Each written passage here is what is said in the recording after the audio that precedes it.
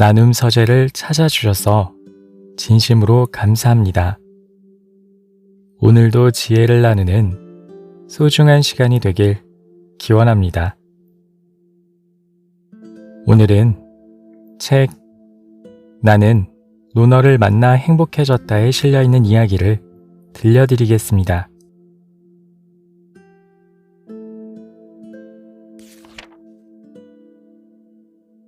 아비생 이지지자. 인지 부조화의 고개를 넘어야 성공이 보인다. 공자가 말하길, 나는 태어나면서부터 알았던 사람이 아니다. 옛것을 좋아해서 민첩하게 그것을 구한 사람이다. 사람들은 어느 한 분야에서 뛰어난 성공을 거둔 사람을 말할 때 천재라는 단어를 많이 사용한다. 음악의 천재 모차르트, 세상을 바꾼 천재 아인슈타인, 발명의 천재 에디슨 등 우리가 천재라는 단어를 쓰는 것은 그들을 칭찬하기 위함일까?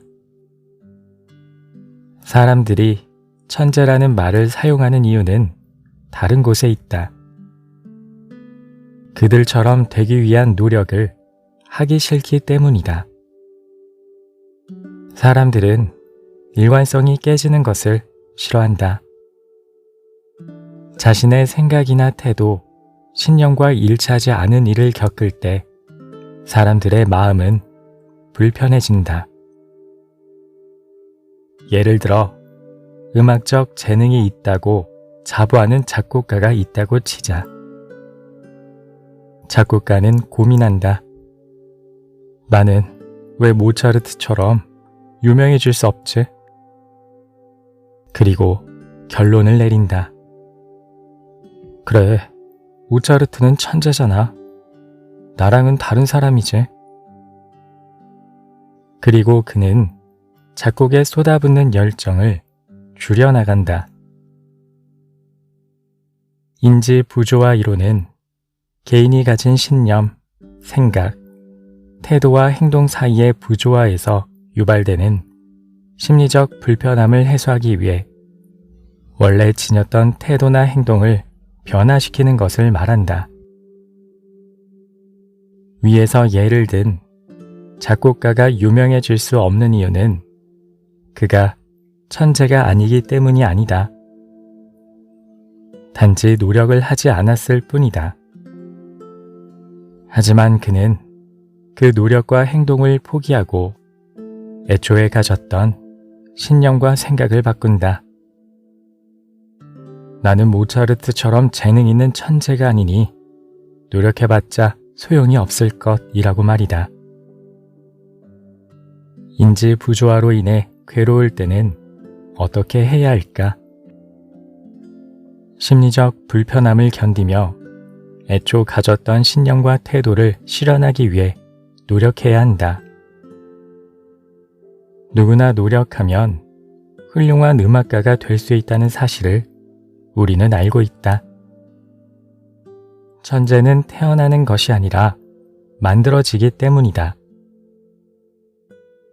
공자도 자신을 본래 뛰어난 사람이라고 생각하지 않았다.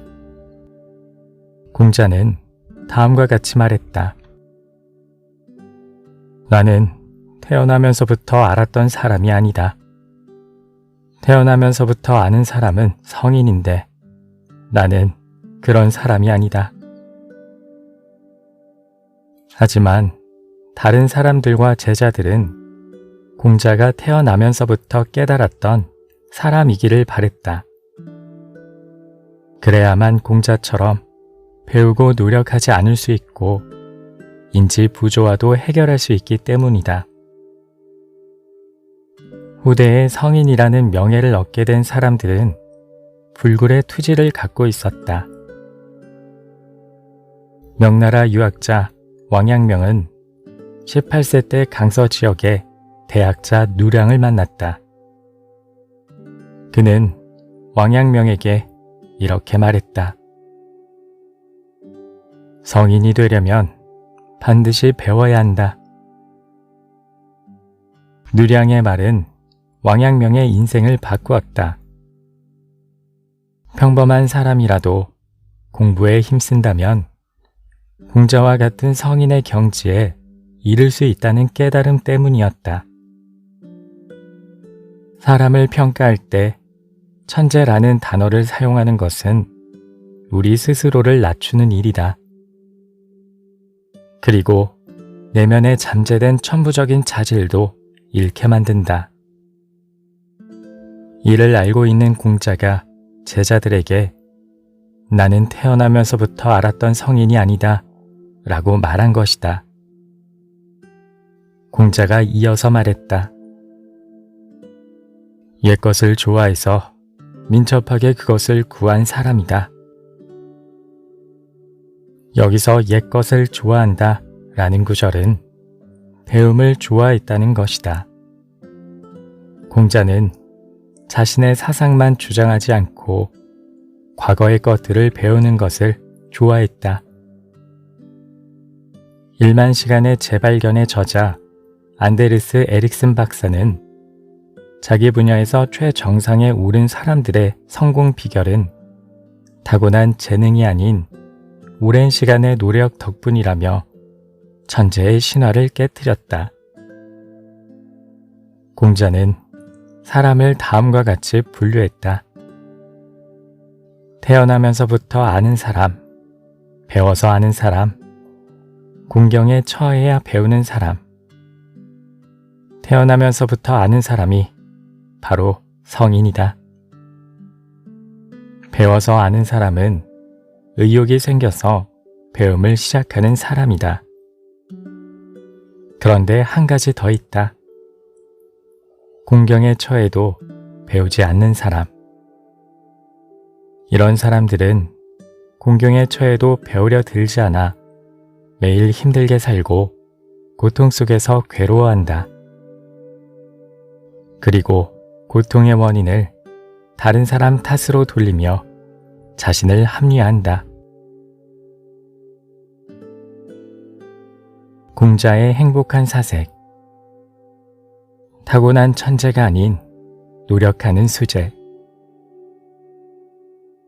공자는 유임금과 순임금을 성인이라 생각했다. 하지만 생존에 있는 사람들에게 성인이라든가 어진 사람이라는 평가를 내린 적은 없다. 공자는 그래서 태어나면서부터 아는 사람을 본 적이 없다고 말했다. 다시 한번 말한다.